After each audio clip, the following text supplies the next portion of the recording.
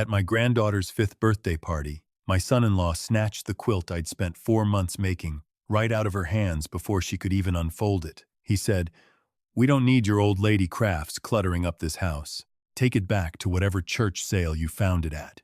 I looked at him across that table full of his coworkers and their wives, and I said quietly, "That quilt has her name sewn into every border." He laughed, actually laughed, and my daughter just stood there smoothing her napkin. But before I get to that part, thank you for being here with me today. Drop a comment and tell me where you're watching from, your city, your state. I want to know who's in this room with me. My name is Robert Adler. Most people call me Bob. I am 63 years old, and I have been a woodworker for 38 of those years, not as a hobby, not as a weekend pastime, but as a trade. I run a small custom furniture shop out of the back half of a building on Route 9 in Millbrook, New York, that I have owned since I was 27 years old. The front half used to be a hardware store. Now it's storage and a small showroom with 3 pieces I made this year that I actually like enough to display. My hands are not pretty hands. The knuckles on my right are enlarged from an incident with a jointer in 1994 that I don't talk about at dinner. My palms are cross-hatched with the kind of small, pale scars that accumulate on a man who works with sharp things for decades. My wedding band has worn a groove into my ring finger, a permanent indent that my wife Carol once pressed her thumb into and said, "That's where you belong." I have not forgotten that. Carol Adler, 60 years old, brown eyes behind reading glasses she is always losing, a laugh that belongs in a bigger room than whatever room she's currently in. She is in the kitchen right now because it is 6 in the morning, and that is where Carol always is at 6 in the morning, her coffee going cold beside her because she gets absorbed in whatever she's reading and forgets to drink it. We have been married 36 years. Not one morning have I woken up and not been grateful for her. The piece I was working on the night before Lily's birthday was a small rocking horse, white oak, hand-carved head, sanded to 400 grit, finished with a food-safe oil so a child could put her mouth on it and come to no harm. I had started it 8 weeks earlier from a slab of wood I'd been saving for 3 years. The right grain, the right weight, the right warmth to it when you held it in the sun. I had carved her name into the underside of the base in letters so small you'd need to be a child lying on the floor to read them. Lily Rose Carver. And below that, in the smallest chisel set I own, one line, "You are more loved than you will ever know." My daughter is named Melissa. She is 34. She has my chin and Carol's stubbornness, which is a combination that served her well until she married Derek Carver 3 years ago. Derek is 38, works in commercial real estate, wears his watch on the outside of his shirt cuff, and has never once looked at me the way a man looks at another man he respects. He looks at me the way you look at a piece of furniture you did not choose but have learned to navigate around. Lily is 5 years old. She has Carol's eyes and a seriousness about her that 5-year-olds usually haven't earned yet. She asks questions that make me pause. Last Thanksgiving, she climbed onto my knee while I was finishing my pie and said, "Grandpa, do you think trees feel it when they get cut down?" I thought about that for longer than she probably expected. Then I said, "I think some of them might, so I try to use every piece." She considered that very carefully and then said, "Good," and went back to her pie. That child makes me want to be a better man. I will tell you now that the story I am about to tell you is not really about a birthday party. It is about what happens when the people who love you stop being able to see you, and what happens when you finally let them. The morning of Lily's party, Carol was up before me. I came downstairs at 5:45 to find her already at the counter with her coffee and the rocking horse sitting on the kitchen table, which she had moved there from the shop the night before so the morning light would hit it properly. "You didn't sleep," I said. "I slept enough," she said, which is what Carol always says. She turned from the counter and looked at the horse on the table. Her expression did the thing it always does when either of her grandchildren are mentioned. The lines around her eyes deepened into something warm and uncomplicated. "Bob," she said quietly, "you carved her eyelashes." "She has eyelashes," I said. Carol pressed her lips together and blinked twice, which is the closest she gets to crying before she decides not to. "You are a good man," she said. I poured my coffee and did not answer her, because after 36 years, I have learned that Carol is right about most things, and the best response is to let her be right without making a production of it. We dressed carefully. My gray jacket that Carol had pressed the night before, her blue dress with the small buttons down the front. She looked beautiful, which she always does, and I never stopped noticing. We wrapped the rocking horse in craft paper and tied it with a wide ribbon. Carol held it on her lap in the car because she did not want it sliding around in the back. On the drive to Melissa and Derek's house in Rhinebeck, Carol told me something Lily had said at her last visit, that the word hollow sounded lonelier than it meant. Carol laughed, telling it, that big room-filling laugh, and I laughed with her. For 20 minutes on that drive, I was completely, uncomplicated happy. I did not know it was the last easy moment I would have for some time. We pulled into the driveway at 1:55. I could hear the party before I opened the car door. When we came around the side of the house to the backyard, there were 30, maybe 35 adults, in weekend clothes, arranged around two long rented tables with matching centerpieces, a catered spread along the back fence. Derek standing near the beverage station with a group of men I did not recognize, one hand in his pocket, the other holding a beer at 1 in the afternoon with the ease of a man who has arranged everything exactly as he wants it. He saw us inside 30 seconds. His face did what it always does when it sees me, a brief reset, and then the social version clicking into place. He crossed the yard, hand extended. Bob. Good to see you. 2 pumps. Firm. Carol, you look wonderful. Thank you, Derek, Carol said in the voice she has perfected over 36 years, for saying things that are technically true. His eyes dropped to the wrapped rocking horse under my arm. A small smile moved across his face before he could stop it. What's that? A project from the shop. It's Lily's gift, I said. I made it. He tilted his head. The smile stayed. You made her a... Is that a toy horse? He turned slightly toward the nearest couple, making sure the next part would carry. Bob's a carpenter, he said, in the same tone you would use to explain an endearing limitation. Woodworker, I said. 38 years. Right. He nodded the way people nod when they have already stopped listening. Well, she's in the bounce house. Make yourselves comfortable. Carol's hand found my arm. One small, firm pressure. I covered it with mine. Melissa appeared from the direction of the kitchen, moving fast with the flushed look of someone managing 6 things at once. She kissed Carol's cheek, then mine, her eyes already scanning the yard behind us. Can I get you something to drink? The food's along the back fence. Just help yourselves. Her phone buzzed and she looked at it. 2 minutes, she said. Just 2 minutes. She was already moving. Carol looked at me. I looked at the yard. Along the back, the main tables with Derek's colleagues and clients, arranged with the ease of people accustomed to being in the center of things. Near the kitchen door, 2 smaller folding tables with plastic chairs that had been placed as an afterthought. Melissa reappeared at my elbow. Mom, Dad, would you mind starting over there for now? She gestured toward the folding tables. Derek's work people are spread out and it's a little tight. Her voice had the texture of someone who rehearsed this and hoped it wouldn't require explanation. Of course, I said. The relief in her voice landed in my chest like a stone. We carried our things to the smaller table. I set the wrapped rocking horse on the plastic tablecloth. Carol sat beside me and folded her hands in her lap with a deliberateness that I recognized. She was deciding what to feel. That is what Carol does. She audits her feelings before she lets them out. Then, from across the yard, Grandpa, Lily came running. Not the careful movement of a child who's been told to behave in front of guests. Running the way she runs at home, full speed, arms wide, her party dress already somehow grass-stained at the hem. She hit me with both arms, and I held onto her and felt the stone in my chest dissolve. You're here, she said into my shoulder. I was looking for you. We've been right here the whole time, I said.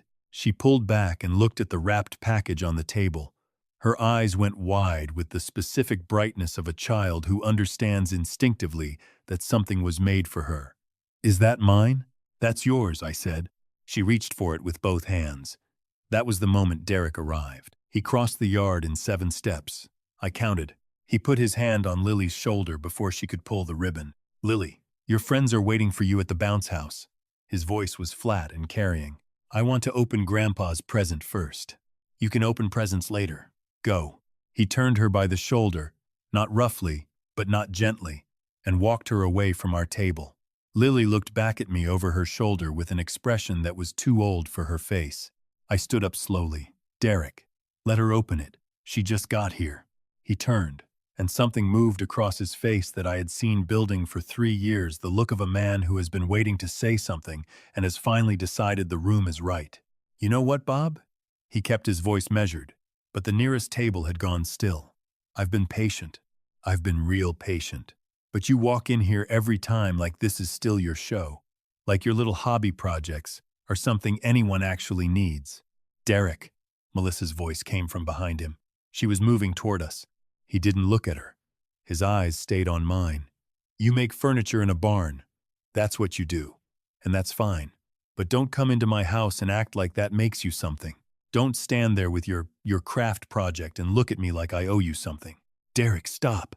Melissa grabbed his arm. He shook her off. His voice dropped but didn't soften. Go sit back down, old man. Nobody's impressed. I looked at him for a long moment. Then I said, quietly, don't talk to me like that in front of my granddaughter. And Derek Carver reached out and shoved me, both hands to my chest. I am 63 years old and my balance is not what it was. I went back against the folding table. It caught me at the hip, and I caught it with my hands, and I did not go down, but it was close. The sound of 35 people going silent is something you remember. Lily made a sound I will not describe because I do not want to describe it. Carol was on her feet. I straightened. The side of my hip where the table had caught me was going to bruise. I kept that off my face. Derek's chest was heaving. You provoked me, he said. His voice shook, which I think surprised him. 6 months of your looks and your comments and your little you provoked me. Derek, that is enough. Melissa stepped between us. Her face had gone the color of chalk. She turned to me, and her eyes were filling, and her voice cracked straight down the middle. Dad, please, please, just Lily's right there. It's her birthday. Please just let this go. I looked at my daughter. I looked at what she was asking me. Let it go. I turned away from both of them, not from anger, because there was one thing that mattered more than anything else happening in that yard. And she was standing 6 feet away with her hands pressed together and her eyes bright with tears she was refusing to shed in front of her father's colleagues. I walked to Lily. I crouched down to her level. My hip screamed. I did not let it reach my face. You okay, Bug? I said. She looked at me with those old for 5 eyes and she said very quietly, Did it hurt? I'm all right, I said. You be good. I'll see you real soon. She put her arms around my neck and held on. 4 seconds. 5. Then she let go and stepped back and looked at me with an expression that broke me and made me proud in the same instant. I walked back to Carol. She had gathered both our things. The rocking horse was still wrapped on the table. I picked it up. I did not look at Derek. I did not look at the 35 people standing in that yard. I looked at Carol's face and I walked her toward the gate. We drove home in silence for a long time. The Hudson Valley in September is unreasonably beautiful, which felt wrong. Green hills, late afternoon light cutting gold through the tree line. The ordinary world indifferent to what had just happened in a backyard in Rhinebeck. Carol spoke first. We were 2 miles from home. She asked you to let it go, Carol said. Not a question. Yes, I said. Her right hand rested on her knee. It curled slowly into a fist and then, deliberately, opened again. 1 finger at a time. She's scared, I said. Being scared doesn't make it right, Carol said. No, I said. It doesn't. We pulled into our driveway. The shop was dark. The front garden, which Carol plants every spring and supervises me in tending, had the late summer look of something that had been loved all season. Zinnias along the fence, a row of black-eyed Susans that had been blooming for 3 weeks. Inside, Carol put the kettle on. I sat at the kitchen table and put my elbows on the wood and pressed my face into my hands, not because I was falling apart, because I needed 30 seconds without anyone seeing my expression while I located the part of myself that stays level, regardless. Carol set a mug of tea in front of me. She sat across the table. She pushed the sugar bowl toward me, even though she knows I take it plain, a 36-year habit I have never corrected, because I find it entirely too endearing. Tell me what you're thinking, she said. I'm thinking about Lily's face, I said, when he walked her away from the table. Carol's jaw set. Me too. She didn't cry, I said. In front of all those people, she just pressed her hands together and held still. She gets that from you, Carol said. She gets it from both of us, I said. And she's going to need it. Carol wrapped both hands around her mug. Bob, what do we do? I had been turning it over since the moment we pulled out of that driveway. We don't go back, I said. Not to smooth it over. Not to give Melissa a chance to tell me I overreacted. Agreed, Carol said. And we don't call them, I said. The grocery runs stop. The weekend projects stop. All of it. Carol nodded slowly. She understood exactly what that meant. For the past 2 years, I had driven to Melissa and Derek's every other Saturday to handle whatever needed handling. A leaking faucet, a deck board that had warped, a gate hinge that had pulled away from the post. I had never been asked twice. I had never expected to be thanked. But I had shown up, and they had come to count on my showing up the way you count on weather as a given, not a gift. They were about to find out the difference. I did not feel satisfaction in that. I want to be clear about that. What I felt was a dull, specific sorrow, the weight of understanding that something I had been calling love had been quietly mistaken for servitude, and that I had allowed it to happen by never saying otherwise. The call from Lily came on a Wednesday evening, 9 days after the party. I was in the shop working on a commission, a dining table for a family in Tivoli, when my phone lit up with her name. Lily had learned to use Melissa's phone to call me. This was the first time she had used it without being supervised. Grandpa, she said. She said it the way Carol says my name sometimes, like it was the whole sentence. Hey, Bug, you okay? I'm okay. A pause. Daddy broke the gate. Which gate? The back one. The latch fell off. He tried to fix it, and now it doesn't close at all, and Mom is upset because Barnaby keeps getting out. Barnaby is their beagle. I set down my chisel. He used the wrong screwdriver, Lily added, with the gravity of a child who has absorbed information she is not sure she was meant to. Probably, I said. A pause. Grandpa, are you coming back? I thought about how to answer that for a moment. I'm always your grandfather, I said. That doesn't change. But some things need to change first. Do you understand? A long pause. Because of what Daddy did. Because of what happened, I said. He didn't say sorry, she said. Her voice had gone flat and precise in the way of a child reporting something that strikes her as factually unacceptable. Mom said he was going to, but he didn't. The chisel was still in my hand. I set it down more carefully than it needed. How's your mom doing? She's tired, Lily said. She burned dinner twice. And yesterday she cried in the car and didn't know I could see her in the mirror. But I didn't say anything, because I thought maybe she needed to do it privately. I closed my eyes for a moment. When I opened them, the sawdust on the workbench looked the same as it always does. Lily, I said, you are a very kind person. I know, she said, without any vanity. Then, Grandpa, does Grandma Carol know about what happened? She was there, I said. Is she mad? She's working through it, I said. The way we all are. Okay. A pause. Is the horse still there? At your house? It's right here in the shop, I said. A breath. Then, quietly. Good. I'm glad it's with you. After we hung up, I sat in the shop for a long time. The commission table was half built around me. The smell of white oak and finish oil. The particular dusty warmth of a space that has been one person's life's work for longer than some marriages last. I thought about a 5-year-old girl noticing her mother cry in a rearview mirror and choosing to give her the privacy to do it. I thought about the horse on the shelf behind me with its 8 carved words nobody had read yet. I picked up the phone and called Carol. She answered on the second ring, already at the kitchen table with her cold coffee, the way she always is in the evening. Lily called, I said. A silence. How is she? She's paying attention to everything, I said. She's going to be fine, but Melissa isn't there yet. She'll get there, Carol said. Give her the week. Carol was right, which she usually is, but it took longer than a week. Melissa called me on a Sunday afternoon, 3 weeks after the party. I was in the garden, which is Carol's jurisdiction, but which she directs me in the way a conductor directs an orchestra standing nearby, pointing. I stepped away from the zinnia bed and answered, Dad. Her voice had the careful flatness of someone reading from a script they are no longer certain they believe. Derek wants to apologize. He knows he went too far. She stopped, started again. He's been under a lot of pressure and he took it out on you and it wasn't fair. I waited. He'd like to come over. Both of us. If that's something you'd be open to. Melissa, I said. Did he ask you to make this call? A pause.